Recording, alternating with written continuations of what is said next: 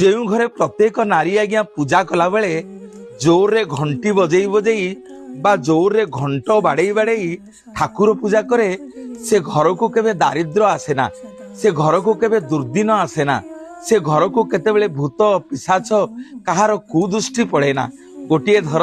शंकर भगवान देवी पार्वती कैलाश कंदर को जिते आसिले बह करी सेतेबेले देवी पार्वती देखिले शिव गण मान सब अपरिष्कार करी कैलाश कंदर को पकई सफा सुतरा करी रोषेईवास करी जितेबेले निज स्वामी की खाइबा को बाढ़िले से समय आज्ञा तारकासुर आसिकी कैलाश कंदर को आक्रमण करने भाविला। माँ कौन कले गोटे विराट बड़ घंट धरिले से घंट को आज्ञा दान दान कर जोर जोर बाड़ेले तारकासुर सबु असुर माने से आज्ञा मरीगले। आम ए शिखिले या करुणामयी माँ को जो शिवगण मैंने आसी पचारे कहले माँ तारकासुर सैन्य मैंने मले केमिति ना मो घंट नादर प्रकोप समस्त